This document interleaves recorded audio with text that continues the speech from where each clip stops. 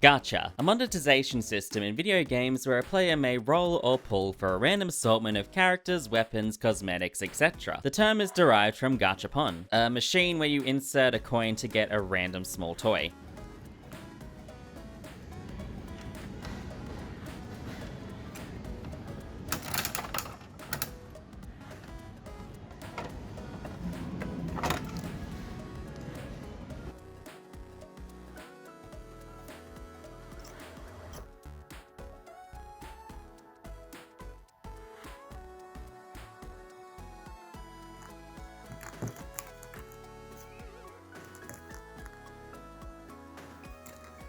Gacha has become one of the most successful monetization systems for many free-to-play games, especially on mobile platforms. While they have been around for quite some time, 2020 saw a boom in their global popularity with the release of Genshin Impact from the Chinese company MiHoYo. In the last 2 years, Genshin has generated $3.7 billion in revenue. 3.7 billion! And that is just from mobile platforms alone, not including its PC and PlayStation versions. Other notable games include Fate Grand Order, Fire Emblem Heroes, and Arknights, just to name a few. Despite its extreme popularity, gacha games have come under fire for their predatory nature, especially towards younger audiences and potential to cause gambling addictions. In an article from the Wall Street Journal in 2018, a man named Daigo said he had spent more than $70,000 on Fate Grand Order. Another man had his credit card frozen after spending $4,500 in an attempt to fully upgrade a character in Dizlight. And he still wasn't able to after spending so much in just one session. While some like Daigo have said they have no regrets, these predatory tactics can result in major financial trouble for those more inclined to gamble with money they don't necessarily have. There's also plenty of examples in the Western's game market. Diablo Immortal was front and center for this discussion when a Redditor worked out it could take around $2,500 to $25,500 to get one fully fledged, rank 1, 5 out of 5 star legendary gem drop.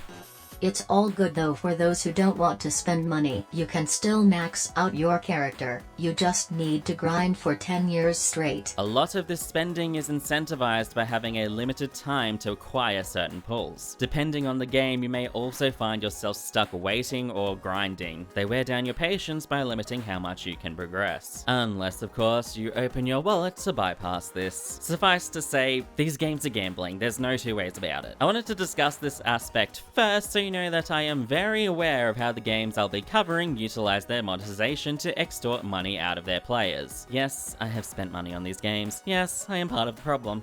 Anyway, I'm going to be throwing out a lot of gacha terms for the rest of the video, so here is a quick guide for the uninitiated. Pull/roll. This is how you spend currency in order to get characters, weapons, items, or whatever it is you're gachaing for. Currency. What you use to pull or roll. This is what you usually spend your money on. A lot of gacha games have multiple currencies. Rarity. This determines how rare the pull is. Usually games use rare, super rare, and super rare as the rankings. Pity. This is a system that can guarantee a particular item or rarity after pulling a high amount. In some cases, this may be special currency used to purchase the exact item you want. Banner. This is the pool of items that are available when you roll. That's it for the more general terms used in most gacha games. To start us off, let us look at the namesake of this video.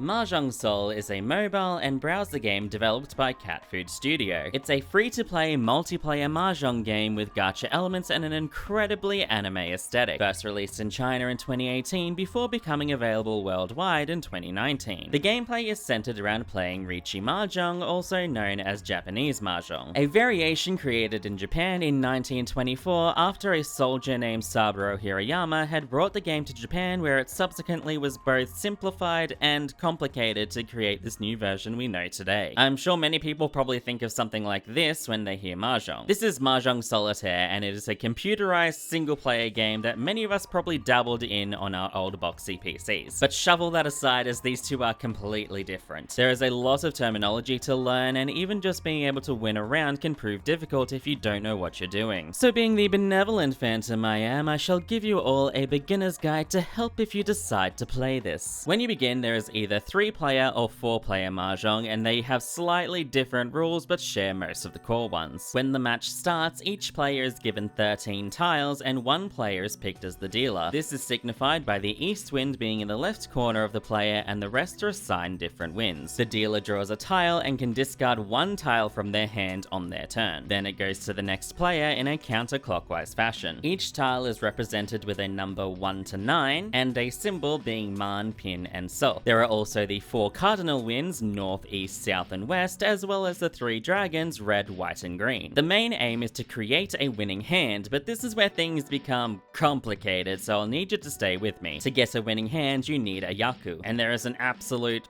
boatload of yakus you can make. As a simple example, the all triplets yaku is when you have 4 sets of 3 of a kind and a pair.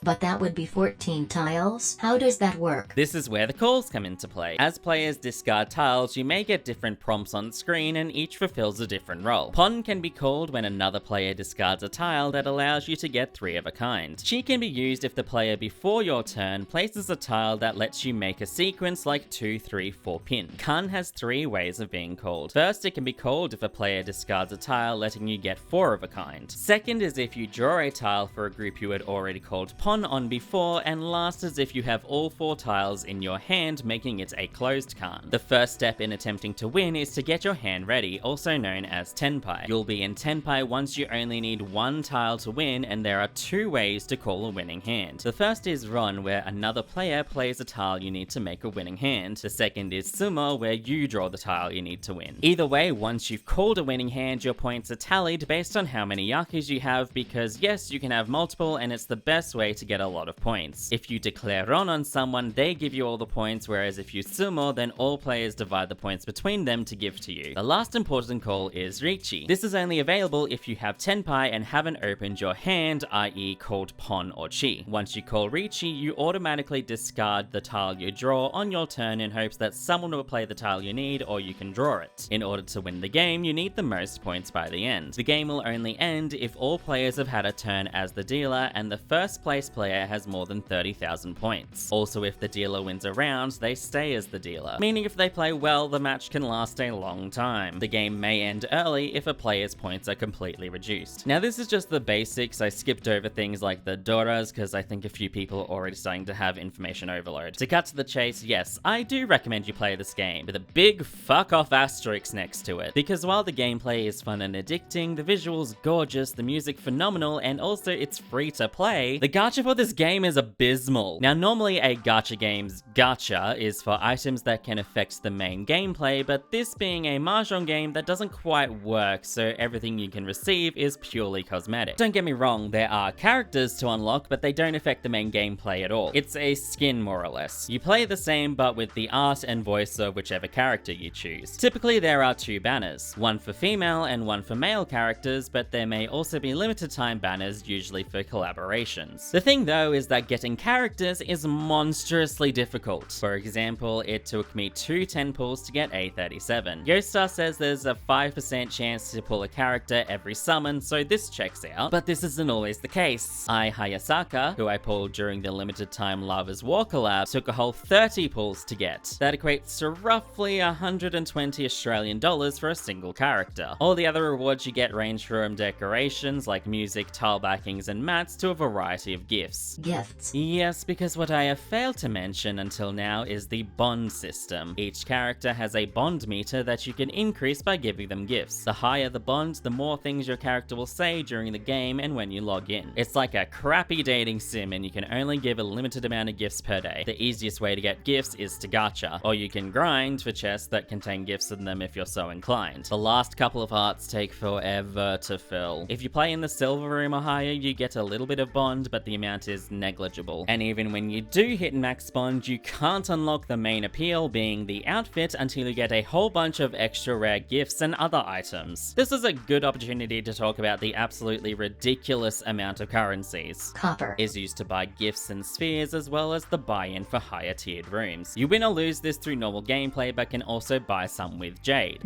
the main premium currency used for summoning. There is no way to earn this without spending real life money. Wishing stones. Acquired acquired by pulling duplicate characters, which never fucking happens, or buying with faith. This can be used to buy rare gifts in the wishing store and for completing the final bond event. Star stones. Obtained when you pull a duplicate decoration. Can be used to buy gifts and decorations. Stardust. Only acquired by donating gifts. It can be used to buy a summon scroll, which gives you 1 free summon per scroll or gift bags. Outfit vouchers. Can only be purchased with real money and is used to buy outfits that are only very occasionally available. Faith. Obtained for every summon you do. This is the pity system that allows you to purchase characters and decorations if you have enough. I think it's also safe to say that gifts are also just another currency since they can be exchanged around. So how much would it cost to get 150 faith to unlock the character you actually want? Bald Nate shared a document outlining the most effective ways to spend your money, and in the worst case scenario, where you need to use 150 faith to get the exact character you want, you'll be spending about 27,000 jade or around 660 Australian dollars. Not to mention outfits can only be bought with money since there's no way to get outfit vouchers and usually cost around $30 to $45 for a single outfit. FOMO is a major contributor to Mahjong Soul's more predatory nature. Outfits can only be purchased for a short time frame. A lot of decorations are also tied to limited time events. And the biggest offender is the limited time collaborations where characters from properties such as Kakegurui and Lover's War are available to pull. They come with their own outfits as well, meaning if you want everything from this collab, you need to work, spend as fast as you can before it goes away, potentially indefinitely. I highly recommend playing Mahjong Soul for its Mahjong gameplay, but don't be like me and stay far away from the gacha. It's worth noting I had the disposable income to make these purchases without putting myself in any financial trouble. But while I also feel like I have good self-control, I definitely fell into the trap when the animated outfits were available and spent money on them too. They were only out for a short time and there was one for a character I actually liked, so I didn't want to miss out. But Mahjong Soul is not the only gacha game I got into. So now let's take a look at Tower of Fantasy is a free-to-play open-world RPG developed by Hotta Studio and Level Infinite. Originally released in December 2021 in China, it eventually made its way worldwide in August of 2022. TOF made some impact when articles asking whether it will be the Genshin Impact killer began to pop up. It certainly wasn't by a country mile, but then again, I don't know what would kill Genshin besides an actual nuke on the servers. Anyway, it also deploys the ever-popular marketing strategy of sponsoring VTubers to play it, and it clearly worked because that's how I found out it even existed. Full disclosure, I've tried playing Genshin about 3 separate times and fell off quickly each time round. The combat just never clicked for me. So when I say that I enjoy TOF's combat, I invite you all to call me a hypocrite because it's basically exactly the fucking same. Hack and slash combat with an emphasis on switching weapons to create powerful combos and dodging all with a few button clicks. Now unlike Genshin, you only control one character and switch between a set of 3 weapons. Each weapon has an element that causes status effects and can interact with the environment, but it's very toned down. Weapons in essence fit a typical class like DPS, tank, or support, and you're free to focus on either one of them or have a mixture of all. When a special gauge is full, switching weapons activates a powerful move. Each weapon also has a charge attack and a special that has a cooldown. Dodging is just as important, as getting a perfect dodge creates a large dome where time slows down and you instantly gain a gauge of the weapon switch special. Enemies can be quite varied. Sometimes you have to think before you swing, like needing to take out the ranged ones that are on vantage points first before taking on the melee folks. All these elements pulled together create an easy to learn combat system that never feels overwhelming but ultimately satisfying. But the question is, does it have stamina, gliding and climbing mechanics? Of course! Cause even though these are very basic game mechanics that a multitude of games utilize and build off of to create unique experiences, it's much easier to say it ripped off Genshin. Which is hilarious when you consider the reaction to Genshin when it was first unveiled. Exploration is the other main aspect you'll engage with. You get to traverse many places with varying aesthetics, but my favorite places are the settlements. They always feel so lively, and the ramshackle way some of them are put together makes it really fun to get lost in. There are some stretches where it's just a path or some mountains, but luckily you get access to a vehicle early as well as a jetpack and a hoverboard for some fun and fast traveling. Moving on, I forgot to mention this game is an MMO. Why did you wait so long to mention that? Cause it took me 3 whole hours to find that out myself when I randomly ran into another player. This also means that there is a plentiful amount of multiplayer content to dive into with friends or randos. Joint Operations is the main one where 4 players trek through a dungeon collecting loot and fighting enemies. It's kind of fun, but hard to get instances at low levels. I don't want to spend too long covering all these as there are way too many, but fret not, you unlock these as you level up, so you have some time to experience them at your own pace. But they are also a major distraction from the main story, which, to quickly summarize, you're an amnesiac, you get rescued in a town, this girl named Shirley uses up too much power to protect people and starts turning feral or something, so her brother takes her to some shady people and you follow. You might think these are spoilers, but this is only the first couple of hours and the game spoils its own plot in its fucking loading screens. The story is fine, but if you play games anything like me, you get so distracted doing all the side content you lose the story thread by the time you come back to it. But hey, at least you can look good while doing it, cause this game has character customization, baby! It comes in a little after starting, which is a choice, but hey, it's neat. I like the pro tag, they actually have more of a voice in cutscenes than the one in Genshin. I mentioned before that instances only have 4 participants, and that's for the best as TOF is not the most stable of games. Stuttering is pretty common while traveling, and the lag in instances is pretty noticeable. Never to a point that I couldn't play though. The lack of polish extends to other areas, but mainly with the English translation and dub. The actors do a fine job, but the subtitles are incredibly inconsistent with what is being said, and some characters pronounce terms differently to each other.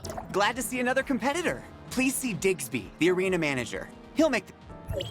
Sometimes terms or even names seem to switch between lines, and other times lines just aren't voiced at all, even in the middle of a conversation. Also, apparently you pronounce this guy's name as Paul. Oh, wow, Paul. I also noticed in some instances there was actually actor directions left in the subtitles. Of course, this wouldn't be in this video if it didn't include Gacha. Special orders allow you to roll for weapons or simulcara, which are your SR and SSR weapons that have a character attached to them. The simulcara allows you to use some unique abilities and even equip it to become that character if you so choose. It's an interesting setup since you get characters, but not really since you can use all the weapons with your pro tag. The premium currency is Nucleus and comes in orange for normal pulls, red for limited time, and black for free pulls with no pity system. For banners, there is the main permanent one and usually a selection of limited time banners. There is also the Black Nucleus Cash, which as stated uses Black Nucleus, which is only obtained while playing the game. It's a good consistent stream of free currency, even if the odds are not as favorable to the premium banner. It is very useful, however, in getting upgrade material. The last kinds of banners are for special chips you can equip onto weapons to enhance abilities. While there seems to be an overwhelming amount of gacha, the pull rates don't seem too terrible overall. On the premium routes, you are always guaranteed an SR or SSR on a 10 pull and get an SSR after 80 pulls, which from what I've heard is pretty low compared to other pity systems. Also, the game is very generous with giving you premium currency as well, so you can get very far without spending a lot of money. In fact, all 3 of my SSR weapons were all obtained with just the currency the game gave me for playing. Completing all the little achievements and side objectives can get you very far, but of course spending money will fast track a lot of the grind. TOF also has a bajillion currencies to make things way more convoluted than they need to be, considering how many of them do the same thing regardless of what name they give it. There is also a big incentive to pull more to get duplicate weapons, which can be used in further upgrading them. The last thing I'll touch on for the gacha of this game is that it's implemented into the plot very well. There's a proper explanation why your character can use all these different weapons and change into different characters. You even get a free SR weapon as part of the tutorial, which is nice. Overall, I enjoy playing Tower of Fantasy, and I believe you can get pretty far without spending a cent. And even if you do, it's a lot more rewarding and you get more bang for your buck. Unfortunately, I feel like the future of this MMO is rocky at best. Looking at MMO stats, TOF is estimated to have around 130,000 daily players as of January 2023. That's still a lot of players. Well, for comparison's sake, Final Fantasy XIV has an estimated daily player base of around 1.2 million for the same period. Plus, looking at previous months, TOF has had a steady decline in the last 5 months, losing around 150,000 players in that time. And finally, comparing it to Genshin reveals a fucking slaughter. To end this video off, while gacha games can be incredibly fun, please just be careful with your spending. I highly recommend playing both of these titles titles, and while one is certainly more abhorrent than the other, I urge you to only ever spend what you can afford or just avoid spending money entirely. Let me know if you play these games or what your favorite gacha games are. Now, if you'll excuse me, I have a cat girl's hopes and dreams to crush. Don't.